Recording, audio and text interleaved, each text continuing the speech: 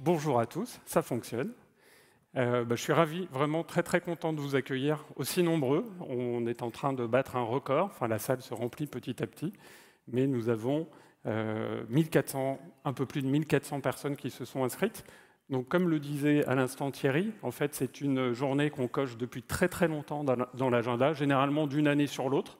Donc ce qui est très bien avec l'UN, c'est que en fait, une fois qu'on y a goûté, on revient. Et c'est exactement ce qui se passe chaque année, c'est pour ça que le nombre de participants est toujours plus important. Alors, je vais remettre quand même un peu de contexte autour de cette UN qui est quand même particulière, c'est la 7e, mais c'est aussi une UN qui se déroule dans un contexte un peu particulier, puisque, comme le disait Thierry, on a tous coché cette date dans l'agenda, moi aussi, le premier, et ce que je n'avais pas forcément en tête au moment où j'ai coché la case dans l'agenda, c'est que ce serait aussi le jour de l'élection américaine aux États-Unis. On sait qu'il y a des enjeux absolument considérables sur cette élection américaine. On a, pour la première fois, et beaucoup d'observateurs le disent, ils nous disent que finalement, c'est probablement l'élection la plus importante que les États-Unis vont avoir à vivre depuis quasiment l'origine des États-Unis en 1776. On est vraiment à un point de bascule au niveau des États-Unis. On voit très bien que si Trump l'emporte, on court à la catastrophe. Et si Kamala Harris l'emporte, ce sera de très très peu, et on court aussi à la catastrophe. Et c'est quand même très particulier de se dire, et d'entendre aussi des gens qui sont dans la garde rapprochée de Trump, dire que de toute façon, s'ils devaient ne pas l'emporter, même si c'est inenvisageable pour eux, s'ils devaient ne pas l'emporter, eh bien, il y a quelqu'un qui a dit qu'il y aura probablement un coup d'État. Donc on est vraiment à un moment de bascule, et je n'ai pas résisté à la tentation de vous lire une phrase que j'ai trouvée très éclairante. Cette phrase, je vais juste vous donner l'auteur après l'avoir lue. Donc cette phrase, c'est la suivante. « Rappelez-vous, la démocratie ne dure jamais longtemps. Elle gaspille, s'épuise et se meurt. Il n'y a jamais eu une démocratie qui ne se soit suicidée. » Cette phrase, c'est John Adams qui l'a dite, qui l'a écrite. C'est un des pères fondateurs et co-auteur de la Constitution des États-Unis, et par ailleurs deuxième président des États-Unis dans l'histoire. Voilà, donc je pense qu'on est vraiment à un tournant, et ce tournant-là, quelle que soit encore une fois l'élection et la personne qui est élue, ça va avoir des répercussions, ça va avoir des répercussions sur l'Europe, évidemment, dans nos liens avec les États-Unis, et forcément, ça aura aussi des répercussions sur nos entreprises. La deuxième date qui me paraît importante et qui, pour le coup, elle a marqué les derniers mois, cette fois en France, c'est le 9 juin 2024. Le 9 juin 2024, notre président de la République a décidé de dissoudre l'Assemblée nationale. Tout le monde a été extrêmement surpris, y compris sa garde rapprochée, qui ne le savait pas 1 heure ou 2 heures avant. Le monde économique, de son côté, donc vous tous, moi, les acteurs économiques, on a été littéralement pétrifiés par cette nouvelle. 80% des dirigeants d'entreprises de taille intermédiaire, 80% des dirigeants d'ETI qui avaient l'intention de mener un projet d'investissement avant la dissolution y ont renoncé. Alors certes, j'ai rencontré, et encore pas plus tard qu'hier, des chefs d'entreprise, et on va en écouter un tout à l'heure, qui n'a absolument pas renoncé aux investissements et aux projets de croissance externe, etc. Mais il faut savoir que là, il y a vraiment quelque chose de très important qui se passe dans notre pays, c'est que le système économique est totalement bloqué. On a quasiment tous, sauf exception, on a quasiment tous mis la pédale sur le frein, le pied sur la pédale de frein. Alors, du coup, au niveau économique, comment on gère ça et comment on gère cette situation? En fait, les organisations patronales se sont évidemment emparées du sujet, donc le MEDEF, mais aussi la CPME, l'UDP, travaillent auprès des ministères, ils en rencontrent tous les jours, ils travaillent auprès des parlementaires pour essayer de faire ce que Patrick Martin appelle le damage control. C'est-à-dire qu'on sait très bien qu'il va y avoir un certain nombre de choses qui vont passer. L'idée, c'est de faire en sorte que ça passe avec le moins de dégâts possible pour nos entreprises. Et c'est ça l'objectif, c'est vraiment de faire en sorte que ça passe avec le moins de dégâts possible pour nos entreprises. On ne sait pas du tout quand ça va passer, on sait très bien que ça va passer via un 49.3. mais l'objectif, c'est d'aller à la rencontre des parlementaires. Et c'est pour ça qu'à notre niveau, et là pour revenir sur l'échelle régionale, à notre niveau, notre objectif à tous, et ce qu'on doit faire dans ce moment, puisque là on est vraiment rentré dans le money time, c'est-à-dire qu'entre aujourd'hui, Barnier a la possibilité de dégainer le 49.3. On pense qu'il ne va pas le faire tout de suite, mais ça peut aller quasiment jusqu'à mi-décembre. Donc on est dans le money time pour aller voir, et vous en connaissez tous sûrement, pour aller voir les parlementaires qui sont les députés, les sénateurs. Personnellement, j'ai écrit à pas mal de députés et de sénateurs. Je n'ai pas eu beaucoup de réponses. Les quelques-uns qui m'ont répondu, on a pu échanger un peu et ils ont dit qu'ils allaient être vigilants sur ce qui allait se passer, et notamment certains articles du projet de loi sur le PLF ou le PLFSS 2025. Ils m'ont dit qu'ils allaient être vigilants.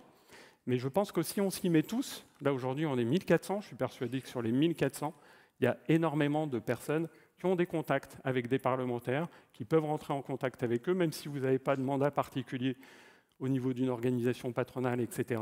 Mais en tout cas, vous avez la possibilité de faire quelque chose. Si vous en connaissez un, n'hésitez pas. Mais vraiment, n'hésitez pas. On est dans un moment absolument charnière pour notre économie. Vous savez que la politique de l'offre est en train d'être remise en cause. Et il y a des trucs absolument hallucinants dont on entend parler à l'Assemblée. Remise en cause, une augmentation des impôts, remise en cause des allègements de charges, etc. Donc n'hésitez pas à y aller. Si vous avez besoin d'éléments de langage pour y aller, on vous en donnera. Alors, une deuxième façon, finalement, de faire face à cette situation, c'est aussi de renforcer les liens, et c'est de faire ce qui se fait depuis, finalement, des années et des années sur le territoire normand, c'est de renforcer, de créer ou de renforcer des liens entre nous, entre chefs d'entreprise, avec tous les acteurs économiques du territoire. Et là, ce n'est pas que le MEDEF, il y a toutes les organisations et tous les acteurs économiques qui font en sorte que les liens entre les chefs d'entreprise se renforcent. Donc là, je peux citer par exemple, évidemment, les chambres de commerce et d'industrie. Je peux citer, je l'ai écrit, parce que là, pour le coup, il y en a beaucoup qui font œuvre de solidarité au niveau des chefs d'entreprise. Il y a le réseau Entreprendre, il y a évidemment toutes les branches professionnelles qui sont au contact aussi des parlementaires, il y a le CJD, et il y a bien entendu aussi Enway et le club des ETI, évidemment.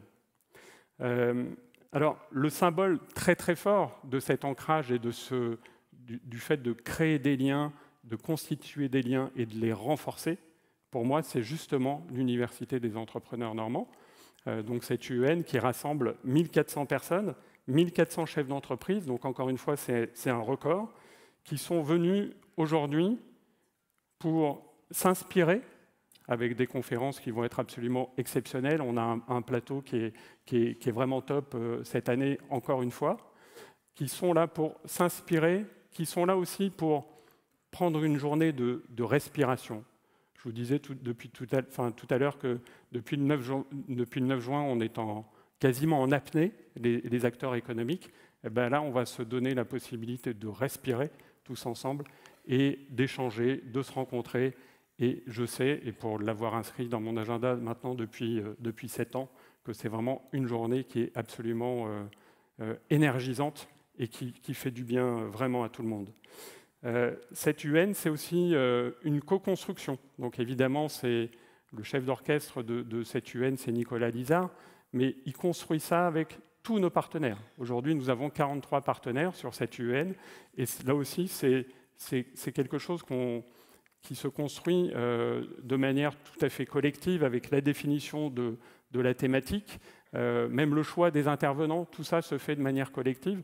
Donc les partenaires sont évidemment associés à ce travail, et c'est pour ça qu'on en a la plupart du temps un très très bon résultat.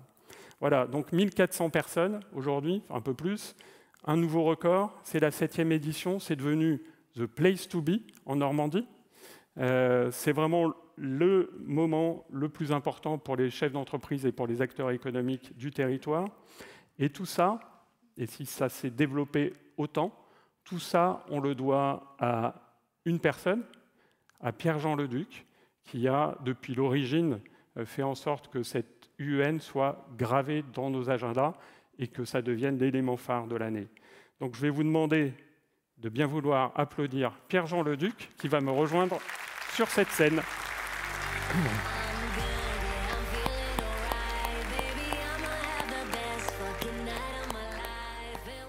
Merci Jean-Philippe. Alors oui, c'est un moment un peu particulier. Moi, je ne voudrais pas trop plomber l'Assemblée parce que je pense qu'on est là aussi pour s'inspirer, respirer, mais aussi évoquer, évoluer. Et en fait, moi, je voudrais rappeler les fondamentaux et pourquoi on a créé l'UEN. On a créé l'UEN, en fait, à la base, parce qu'on était à l'époque où les deux demi-régions se sont réunies et on a voulu mettre en avant la fierté d'être des chefs d'entreprise normands. Et donc c'est ça l'élément fondateur, c'est ça l'élément fondamental. Mais derrière tout ça, il y avait une vision, il y avait une idée, et cette idée, elle est fortement inspirée de ce qui s'est passé dans l'Eure, avec un événement qui était déjà animé par Nicolas Lizard, qui s'appelait l'Heure du business. Et donc moi, ma vision, mon ambition à l'époque, c'était de vendre cette idée aux instances régionales, de dire ce qui marchait bien au niveau de l'Eure, c'était une mini-conférence APM organisée tous les mois par Nicolas, qui était en charge du développement économique. L'idée a été de dire ce qui a été, on va dire, un POC, une Proof of Concept, à l'échelle de l'Eure, on va le développer à l'échelle de la Normandie. Et c'est ce qui a été mis en place avec cette première UEN. Alors j'aimerais bien qu'on mette à l'écran voilà, toutes les thématiques de ces UEN. Et c'est vraiment ces thématiques. 2018, à l'époque, c'était Gilles Sergent, le président du MEDEF, donc, qui a initié ça avec Nicolas. Donc bravo Gilles pour avoir accepté de prendre ce challenge. L'idée, en fait, a été d'instaurer, et pour cette première UEN, on était 650. Aujourd'hui, on est 1400, c'est-à-dire qu'on a doublé, on a quasiment tous les ans augmenté d'une centaine de 100 à 150 participants. 2019, les entrepreneurs sont-ils les derniers explorateurs? Encore des choses très, très inspirantes. 2020, quelle place pour l'entreprise dans une société en quête de sens? 2021, réinventons-nous. C'était vraiment important. 2022, décider dans un monde incertain. 2023, faire mieux autrement. 2023, osons la confiance. Donc tout ça, ce sont des éléments hyper importants. Pourquoi? Parce que, au-delà de ces invités qui viennent tous les ans, au-delà de cette organisation qui est une lourde machine, vous avez des intervenants de qualité. On a eu, sur ces 7 éditions, plus de 200 intervenants dans les ateliers, plus de 100 invités dans l'auditorium ici, des sportifs, je pense que vous en rappelez de certains, Éric Diagana, Marc Lièvremont, Teddy Riner, Théo Curin, Marion Joffle, et bien sûr Alexis Anquincan qui va nous faire encore le plaisir cet après-midi d'être avec nous. Des entrepreneurs inspirants, alors pour certains ça sera peut-être moins, mais Michel-Édouard Leclerc, Patrick Martin, Geoffroy Roux de Bézieux, Pierre-Édouard Capton, Boris de Richebourg, des politiques, Bruno Le Maire, qui a été notre premier invité politique et qui sera ce soir avec nous aux Franciscaines, Édouard Philippe, Amélie de Montchalin, Stéphanie Yoncourtin, Philippe Augier, qui nous fait le plaisir d'être présent avec nous tous les ans, et puis bien sûr Hervé Morin, qui sera encore avec nous cet après-midi. Des personnalités du monde culturel, David Galliel, Michel Bussy, Pauline Ponce, des intellectuels, Frédéric Ancel, Jean-Édouard Grésy, Frédéric Bedos, Carlos Moreno, Julia de Funès, Luc Ferry, des syndicalistes, l'année dernière, rappelez-vous, Frédéric Souillot, et même des invités surprenants comme le patron des pompiers de Paris avec Jean-Claude Gallet. Alors, les ingrédients du succès, puisqu'en fait, aujourd'hui, on peut parler de succès, eh bien, c'est un organisateur hors pair. Et Nicolas a été recruté comme DG du MEDEF Normandie parce qu'il avait justement cette capacité à organiser. Donc j'aimerais qu'on applaudisse fortement Nicolas. Bravo Nicolas. Mais il y a un autre ingrédient du succès, c'est l'animateur. Et l'animateur, vous l'avez tous reconnu, par son éloquence, par son esprit de synthèse. Merci d'applaudir Thierry Vatelet. Sans lui, l'UEN ne serait pas l'UEN. Merci à toi, Thierry. Et puis, il y a le lieu, hein, dans les ingrédients du succès. Donc, le lieu, c'est évidemment Deauville et évidemment le CID et toutes ces équipes remarquables tous les ans. Et puis, bien sûr, une programmation très diverse où on balaye tous les horizons. Et surtout, comme l'a rappelé tout à l'heure Jean-Philippe, un collectif de partenaires hyper important. Et là, j'ai une pensée spéciale à tous ceux qui nous ont suivis dès le départ, la FFB, l'Ordre des experts comptables, et puis les Crédits agricoles Normandie et Normandie-Seine. Alors, je voudrais revenir sur la thématique de la confiance, parce qu'en fait, tous les ans, au mois de janvier, avec Nicolas, on se réunissait et on imaginait déjà quelle était la thématique de l'année. Et en janvier, quand j'ai choisi la confiance, je n'imaginais pas que ce jour du 5 novembre, on serait dans un tel état. Alors, je ne vais pas forcément brosser un tableau aussi noir parce que le pire n'est jamais certain, comme on dit. Hein. Donc, mais je n'imaginais pas que nous serions dans cet état de turpitude. Alors, on a parlé des élections aux USA. Quand on voit que même les électeurs n'ont pas confiance dans leur système de vote, on peut se poser quand même de grosses questions. Idem en France avec notre gouvernement qui aujourd'hui nous inquiète fortement et qui est malheureusement incapable de réformer, alors que c'est ce que nous faisons tous les ans et tous les jours pour s'inscrire dans la durée, inscrire dans la durée nos entreprises. Alors je me suis amusé avec Trace, mon épouse, à faire un petit exercice avec ChatGPT en disant, en rentrant un prompt en disant on va mettre quelques mots-clés autour de la confiance. Donc, qu'est-ce que la confiance en période de crise? En période de crise, c'est la confiance qui est le capital le plus précieux d'une entreprise, lui permettant de naviguer dans les turbulences de l'économie avec résilience et vision. Pas mal, pas mal. Alors, je l'ai refait retravailler puisqu'on peut le faire à l'infini. Et toujours avec le même prompt, la confiance est le pilier invisible qui soutient l'économie d'une entreprise, même en temps de crise. C'est en maintenant cette force que l'on surmonte les plus gros défis. Je trouve que c'est assez remarquable parce que c'est effectivement ce que l'on va devoir affronter dans les périodes qui viennent. Bref, pas de sursaut sans confiance. Mais vous savez aussi que crise égale opportunité. On le dit souvent, je le répète souvent moi à mes équipes, mais je crois qu'il faut avoir ça en nous. Et pour pouvoir se réinventer, il faut de la confiance. Se réinventer, c'est l'éternelle question des chefs d'entreprise, je le disais tout à l'heure. Et pour cela, il faut avoir des idées. Et là, en fait, j'ai envie de citer Jacques Séguéla, l'excellent Jacques Séguéla. Je trouve qu'il a une phrase qui, pour moi, résume beaucoup de choses. L'argent n'a pas d'idées, les idées font l'argent. Et je pense que c'est ça, en fait, aujourd'hui, le point important, c'est quelles sont les idées qui vont nous permettre de nous régénérer. Les idées, l'inspiration, l'agnac, c'est ce qu'on vient chercher à l'UEN, en fait. Hein, les moments de respiration, c'est tous ces éléments-là qui font qu'on repart de l'UEN avec l'envie de réformer, de faire bouger nos entreprises.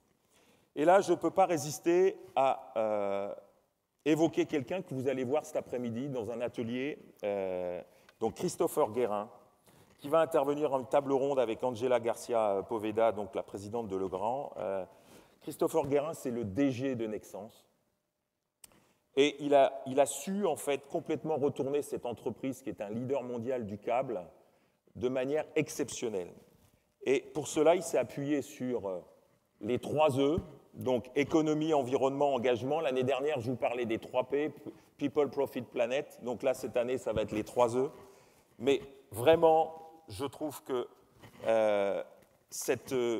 ne ratez pas cet atelier. Allez faire dédicacer son livre. Ce livre est très inspirant pour pouvoir réformer nos entreprises en profondeur. Voilà, Jean-Philippe. Pour moi, j'en ai fini. Là, je pense que la mission est accomplie. On a maintenant un événement, l'UEN, qui est sur orbite haute. Le satellite est maintenant sur orbite. L'UEN est devenu l'événement incontournable normand. C'était l'objectif initial. Il est atteint. Moi, je te souhaite d'avoir le même bonheur et la même fierté d'organiser tous les ans cette manifestation avec une si belle équipe que celle du MEDEF, qu'on peut applaudir parce que vraiment, tous les MEDEF sont derrière ça. Que ce soit le MEDEF Normandie, les MEDEF territoriaux, les 6 MEDEF territoriaux. Mais, pour mot de conclusion, nul doute que le succès sera au rendez-vous parce que j'ai confiance en toi.